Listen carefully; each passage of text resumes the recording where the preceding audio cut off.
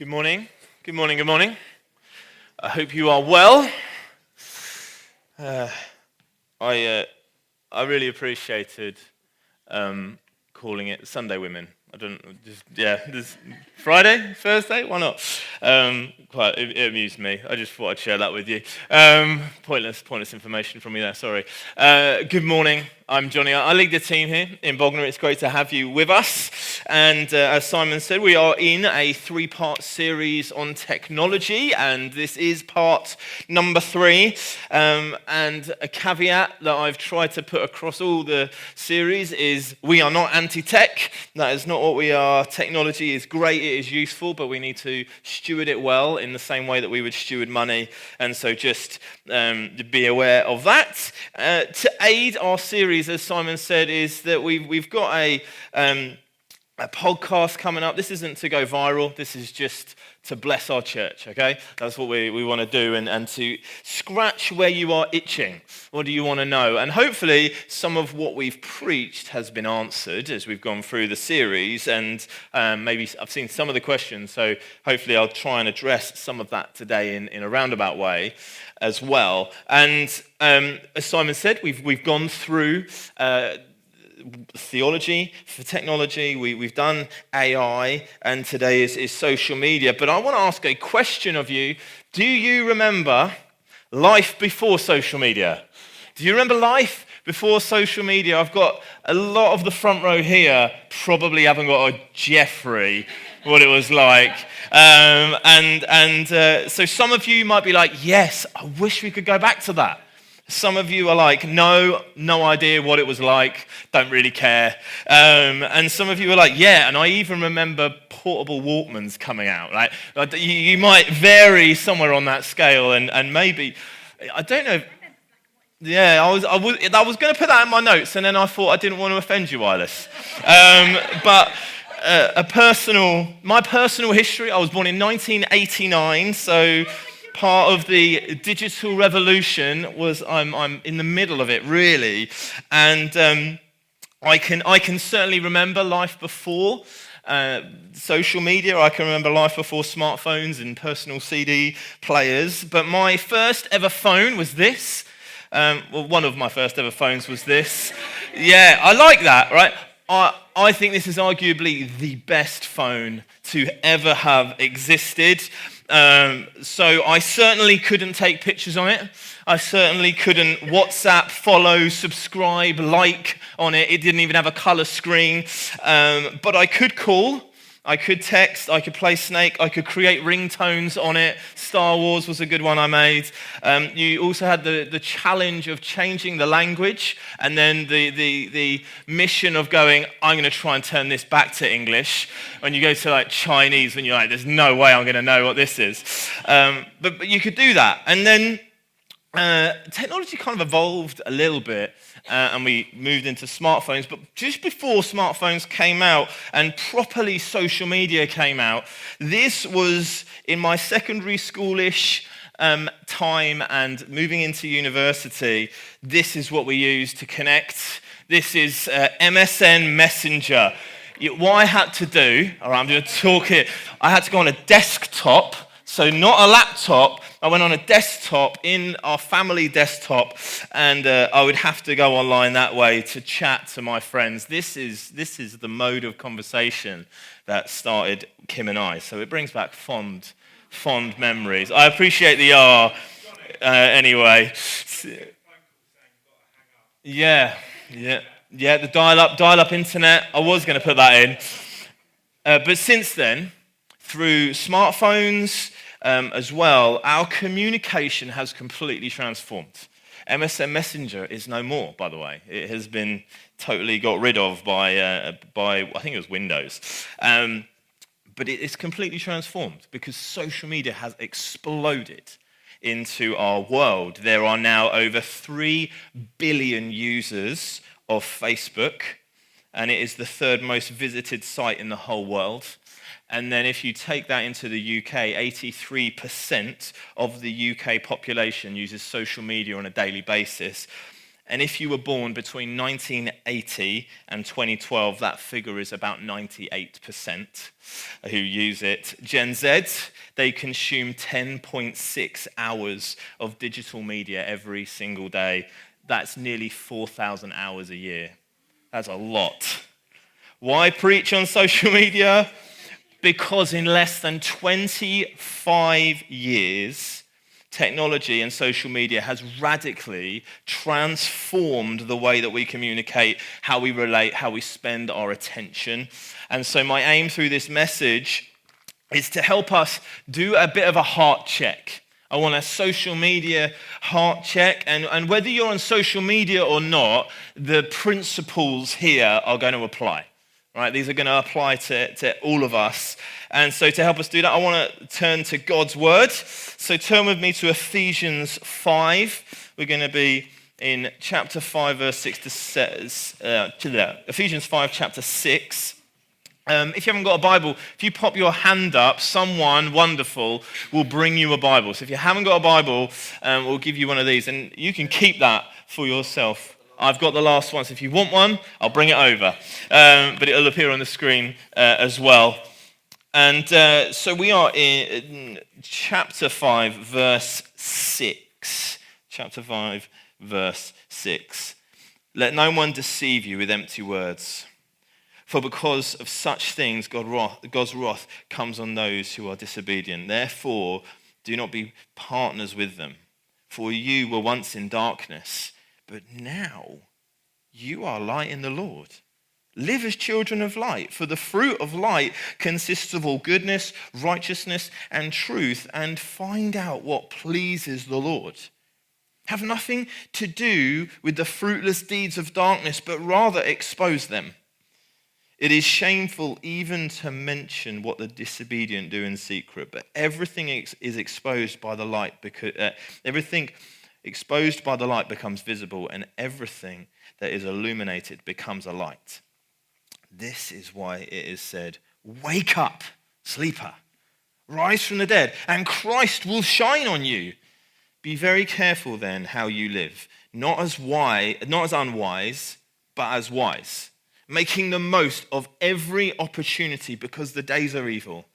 Therefore, do not be foolish, but understand what the Lord's will is. I'm going to pause there. It's God's word. I mentioned last time I was preaching that technology is not the easiest to preach from. Jesus wasn't WhatsApping his friends, I'll meet you in Gethsemane in 10. All right, he's not doing that. The book of Ephesians is not some live stream that Paul has done on YouTube. All right, it's difficult. So why go to Ephesians 5? Right? Why is this a helpful passage to really dive into this area of a heart check? And I think it's because Paul, in this book, he is telling the Ephesians church godly principles for living wisely in the place that God has put them. It's about living wisely and in godly ways. And so in some ways, what Paul is doing, he's doing a heart check with the Ephesians, which we can certainly apply to ourselves, to our current circumstances, and to social media. And so the first heart check question I want to draw our eyes towards and our gaze towards is based on the first verse we read in verse 6. Let no one deceive you with empty words. And this is the heart check. Are my eyes open or closed to how social media is forming me? And so I'm going to put an image on the screen. And someone has made this online, and I think it's helpful. I don't entirely agree with everything on it, but it's interesting to see how social media can link to what we would call the 7 deadly sins. So the areas of our life where we just know we're just so prone to lean towards. And how every social media platform links to that. Your Facebook with envy and pride, through Instagram, taking pictures of ourselves. I think Snapchat as lust, I'm not quite so sure on. I would probably go Tinder there. But it's there. And so social media, just to say though, social media is not all bad. We can instantly go, oh, that's terrible, isn't it? An awful thing. I said before, all technology, including social media, it's got its benefits and it's got its dangers. Social media has benefits. All right? It can connect us with anybody across the globe, in any country. You can get quick access to information. I've heard that it's revolutionized. It's been revolutionary for the deaf community because they're able to communicate by using sign language across platforms. And it's helped spread the gospel. I think it has. I think God has used it as a tool to spread the gospel. It encourages others sometimes. It's just generally useful. Like we've got a... This is a QR code to our WhatsApp community. If you're not on our WhatsApp community, if you want to know what's happening in the life of the church, you can find out, right, really easily by just scanning that QR code. It does work, by the way. You can scan that QR code and join our WhatsApp community and know what's going on. It's just really useful, right? It is a useful tool, but it comes with dangers. Social media has got dangers. We saw in the image earlier of those dangers, but it can also breed comparison. It can also breed distraction. It can also breed envy and addiction and fake news and violence and abuse. So because there are benefits and there are dangers, that means that technology and social media, it doesn't just do things for us. It doesn't just connect us nicely. It doesn't just do things for us. It does things to us. Right? Social media and technology, it does things to us. And so here are a few ways that the explosion of social media has done stuff to us as a society, how it's reshaped us more than we've realized. Firstly, we've moved to quantity over quality. We've moved towards quantity over quality. Since social media has begun, we can communicate more. We can have more friends than we ever had before. We can consume more content and more information. I can send more messages. My relationship is about more, yet loneliness is increasing. We have sacrificed depth for more. I want more. I need more. Jonathan Haidt, in his book, The Anxious Generation, just a brilliant, just eye-opening book. He's got a graph. This is a graph from it. It shows that grey line, if you can see the grey line, the faint grey line, that shows the link between when social media started and our in-person time spent with friends. They are all on a downward trajectory.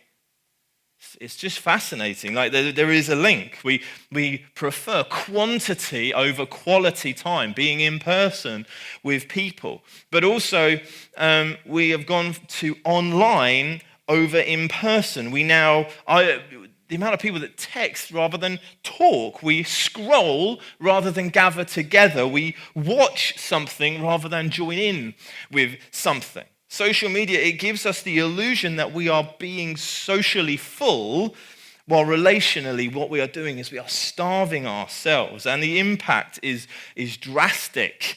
Again, in his book, it's another graph from Jonathan Haidt's book, it shows the increase in anxiety since the introduction of the smartphone and social media. 139% increase for those in the age bracket of 18 to 25. But all of them are increasing. It's crazy what we have gone through. And so we have quantity over quality, online over in person, but we are present but distracted. Present but distracted. Social media encourages technoference, like that interfering moment. While I was preparing this preach, I was just aware for a little bit of time how much my phone's just on my desk next to me. And I'm just glancing at it. I'm just checking it. Just subconsciously, those checking moments. Oh, where's that at? And just like as a parent, I'm constantly distracted by notifications or something along those lines. Distracted parenting is happening everywhere. We are physically present with people, while emotionally we are absent. And you might be thinking this morning, I think he's going slightly over the top. All right, I'm not sure social media is causing all of this. We just need to educate people a little bit more, and maybe you're right. But what should our biblical response be? And I think it is we need to open our eyes. Don't let anyone deceive you. That's what he says in Ephesians. And then Paul writes in Romans 12, do not be conformed to this world, but transformed by the renewal of your mind. We must realize that social media is shaping us and reshaping us and training us to be people who are disconnected, distracted, performative, impatient, emotionally fragmented people. Church, I want us to be discerning. We've got to be discerning. That's my call to you. That's my social media heart check. We need to discern this well, like Paul calls us to be in Ephesians 5 and in Romans 12. Just a call out to parents. If you're a parent, first of all, the QR code earlier, you can scan that and ask you questions about parenting. That's fine. We'll talk about that, I'm sure. But if you're a parent, we need to be discerning on behalf of our children. We're not to be panicked. Oh no, look at the stats. No, that's not what to be. We're to just be wise and just to think through it well. Let no one deceive you with empty words. That includes our children. Let's be discerning like Paul calls us to. And so how can I be discerning? How can I work through this? Oh, well, I think this is a reflective and a profound question. Why do I use social media? If you leave today with nothing else and you talk about nothing else regarding my preach to anybody else, all right, this is the question I want you to really think about. Why do I use social media? And so just think that for yourself, and maybe while I'm talking, just think that through for yourself a little bit. Are our eyes open? Are we open to what's going on? So heart check 1 is, are our eyes open to how we're being formed? But heart check 2 is, how am I living out my identity as a child of God? Notice in Ephesians 5, Paul doesn't just tell them to wake up. He's not saying, oh, check your heart, make sure you deal with it. How are you being formed? How are you being shaped? He's not just saying that. He reminds them in verse 8 of who they are. Right? For you were once darkness, but now you are light in the Lord. Live as children of light. Gina touched on it in Romans 6:6 as well. Right? Paul's language, children of light, is identity language. It's pointing back to Genesis chapter 1. According to Genesis 1, human beings, we were not merely created people to consume. That's not what we were made for. We weren't made to consume, we were made to commune. We were made for communion. Right? Our biblical, it's only in the Bible and it's only through Christianity that we discover what we were made to do in this way. Right? It's only biblical Christianity that says we were created from communion. So our Trinitarian God who is 3 distinct persons, one being, was in communion before he created anything else. And then what God does in Genesis 1 is he creates the world so that we can be created for communion. So we were created from communion and we were created for communion, to join and to share in this pre-existing union that was there. I think Jesus frames it so beautifully. I think it's so helpful. In Mark 12, Jesus is talking about the law, and they're trying to trick him. They're trying to just trip him up as best as they can. And so they say, what's the greatest commandment? And you might know this chapter, you might know this part of the Bible. And they ask him, well, what's the greatest commandment? And his answer is, love the Lord your God. That is the first thing he says. Love the Lord your God.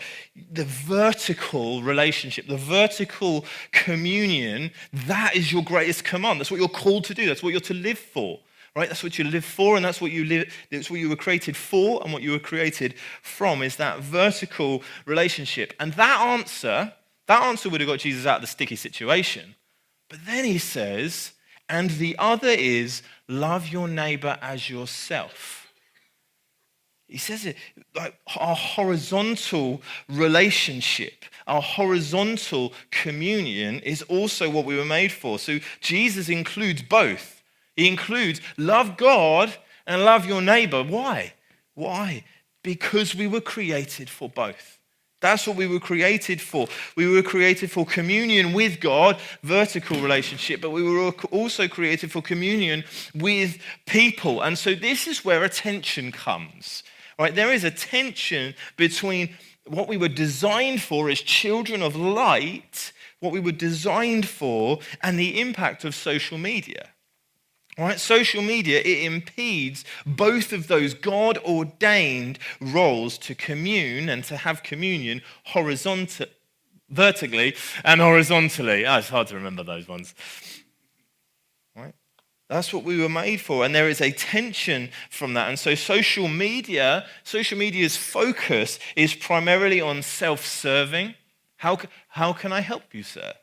It's on self-serving, it's on shallow, it's on distracted relationship. And yet Jesus calls us to embodied, present, self-giving love and communion relationships.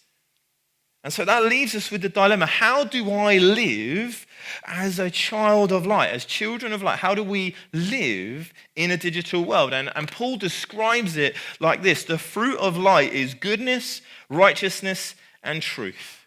Goodness, righteousness, and truth. So let me just be provocative for a moment. I don't think there should be such a thing as a Christian influencer. I don't think that.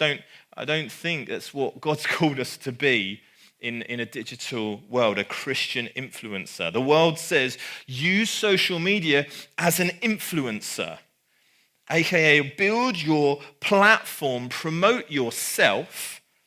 But Jesus says the very opposite. Jesus says, deny yourself. Follow me. That's what we're to be. And so the world does not need any more influencers. We don't need any more people on Love Island who are influencers, all right? We don't need more influencers. We need more digital evangelists. That's what we need. Digital evangelists, they are people who bring God's light, people who bring God's wisdom, people who bring God's truth and encouragement and gospel into an online space. They are pointing to Jesus rather than to themselves. And I think there's some good people online doing that. They're trying, and yeah, we can show a certain bravado in a certain way online, which is one of the negatives to it, but they do genuinely seem to be pointing people to Jesus, pointing people to truth about who God is. So just ask yourself, when people see my social media presence, do they see more of me or do they see more of Jesus? Do they see my politics or my Savior? Do they see the real me or do they see the fake me? Who do they see? And the core question we're asking in this doesn't necessarily apply just to social media, right? Am I living my life as a child of light in all areas of my life? Am I living that way? Am I living as a child of light in my workplace? Am I living as a child of light in my home when nobody's watching? So heart check 1 is open our eyes. Heart check 2, are we living as children of light? And heart check 3, where am I wasting my attention? Paul says in verse 15 to 16, be very careful then how you live, making the most of every opportunity because the days are evil. Right, just think about for a moment, have you ever wondered why social media is not, you don't have to buy it. It's totally free. It costs you nothing to get social media. And the reason is because we're not really the customers. Right? If we think we're the customers, we're kidding ourselves. We're not the customers. Instead, our attention is the product being bought through quick dopamine hits that we get. Right? This is a big deal. Right? This is a really big deal because our attention is one of the greatest gifts that God has given us. You know that. Your attention is one of the greatest gifts God has given you. We experience life only by what we pay attention to. We remember things we pay attention to. Right? What we consistently give our attention towards is the thing that's going to shape us for what we're going to become. Distraction and wasting our attention I don't think it's a small issue. I think it is prevalent in our society. And Paul warns, doesn't he? He says in the chapter, awake, O sleeper. Awake. We need to wake up and realize, no. My attention, my affection is being stolen. My experience of God, my experience of life is being stolen on some level. And so that leaves us with a question: how do I live wisely as children of light in a distracted world? How do I make sure that my attention shapes me for the glory of God rather than the constant dopamine hits? How do I get that balance right? And so I would say 3 areas here. Firstly, I think let's go back. It is to intentionally recover communion with God. All right? Are you spending more time on your social media and your apps than with God? It's a really simple question. We're like, it's just, yeah, okay, I know I shouldn't.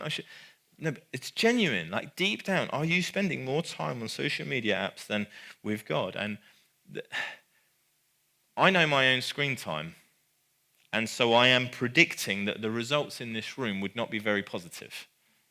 I'm just being real with you. I think in this room, it will probably be I spend more time on social media or on an app than I do with God. I think that's just going to be the case.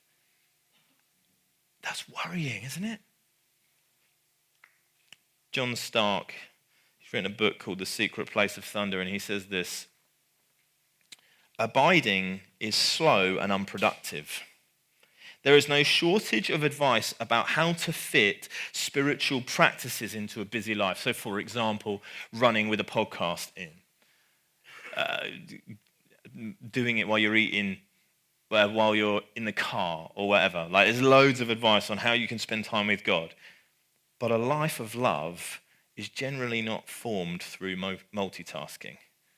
If you want to have a life of deep love and intimacy with your spouse, it comes through long, unhurried time together. Those times, they won't seem like they're very productive or even very efficient. The same is true of our relationship with God. Such a great quote. Let's be people who see the sun before we see a screen. Let's be people who see the sun as in he's created the sun in the sky, right? And see his beautiful creation, but also see the sun, S-O-N, before we see the screen. Let's be people who do that. So we need to recover our communion with God, but we also need to reclaim embodied relationship. Technology promises connection, but it often steals communion. That's why meals matter. In the Bible, in the Gospels, each of the Gospels, Jesus, he is either at a meal, or he is leaving a meal, or he is going to a meal. Like that seems to be the journey through the Gospels. And so in our house, we've got a rule. Like our kids chant it at us if we do this, right? No phones at the table. That's the rule, right? Because we feel in our family like we need these spaces. We need moments in our daily life to have eye contact, to have presence with other people. We want our attention on people. If you are somebody and like, how do I do this a bit more though? Get into a life group, right? And guess what? In a life group, unless you're hosting it, you've got to leave the house. And it's like, do I have to? Do I have to leave the house? Like, I just want to chill in front of Netflix. I want to do that. The purpose of Life Group is for you to leave the house so that you can have embodied, deep discipleship relationships. So that you can, on occasions, eat together, right, and have a meal together. When you're having a meal at a Life Group, you are practicing the way of Jesus. What a great privilege. Yes, I get to eat and enjoy God together. Right? Leave the house every other week to go and be with God's people. You will be encouraged, and it will be hard work, and you won't want to go so often. But it's worth it. It's worth our time. And so finally, practice wise stewardship of our attention. We can do that through a couple of ways. I think we need to recognize our triggers. When am I most likely to just mindlessly scroll? Is it on the toilet? Is it in boredom? Is it because of stress? Is it procrastination? I think I tick all those boxes, to be honest. Right? Why not? There you go. Why not turn your notifications off? Right? Don't let your phone, don't let applications demand your time. Don't let them demand your attention. Did you know? Here's a cool stat, right? Research suggests that it takes 8 to 23 minutes to fully refocus after an interruption. Do you know that? So that's really annoying. When I get a notification, I've got to spend at least 8 to 23 minutes to just refocus properly on what I'm doing. This is often why we need to just create boundaries and moments of simplicity. We can think this is anti-tech, but to have days where you just don't have the screen, you don't use a screen, or you don't use your phone, or you don't use social media, or whatever it is for you, right? We need those moments. We need those tech-free spaces and moments. We say to our kids, there's no screens upstairs. You can't go upstairs with a screen. It's just helpful practice, those kinds of things, and not having them at the table. And so that kind of links into the digital Sabbaths. I think those moments of just not having technology on you.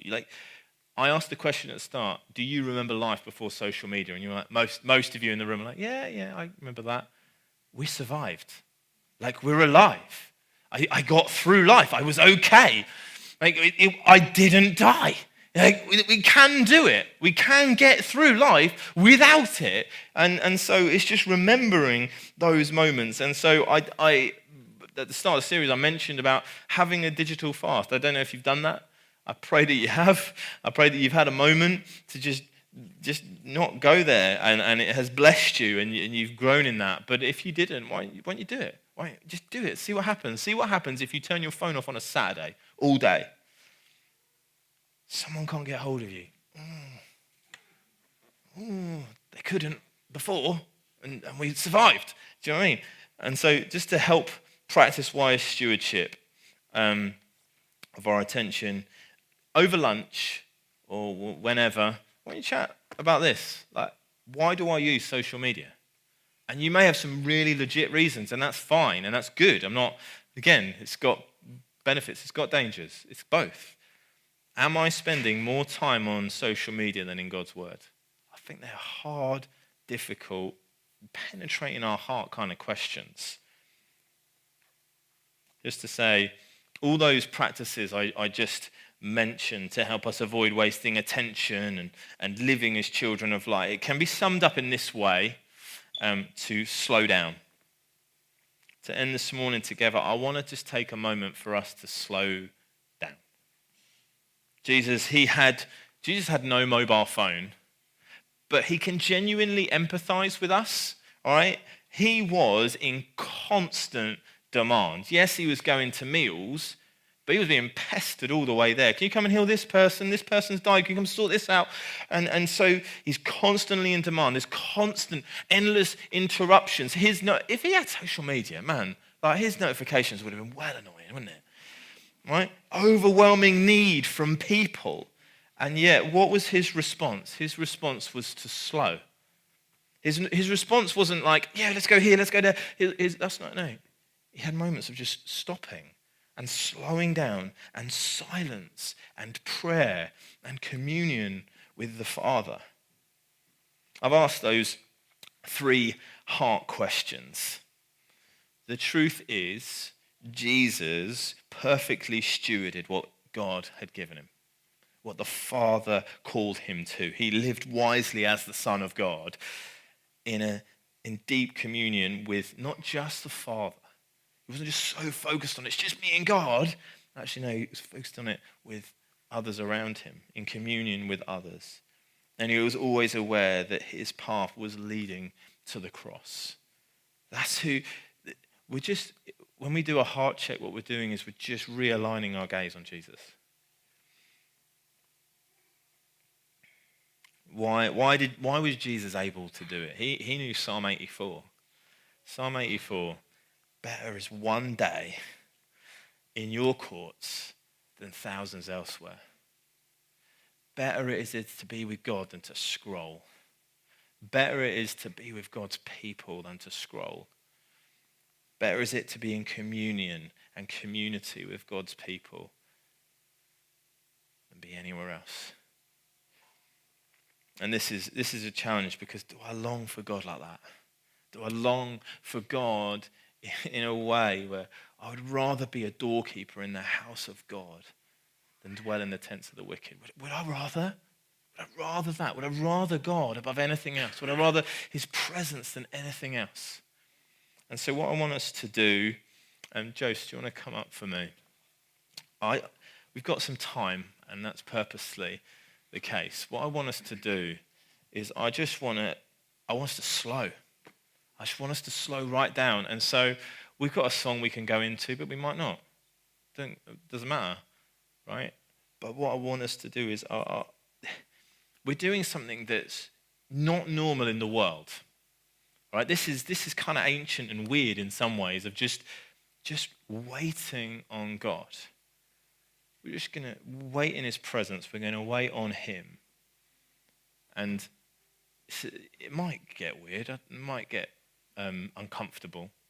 But really, I just want us to just wait on God. I'm going to leave that verse up, if that's okay, Linda, just for a minute.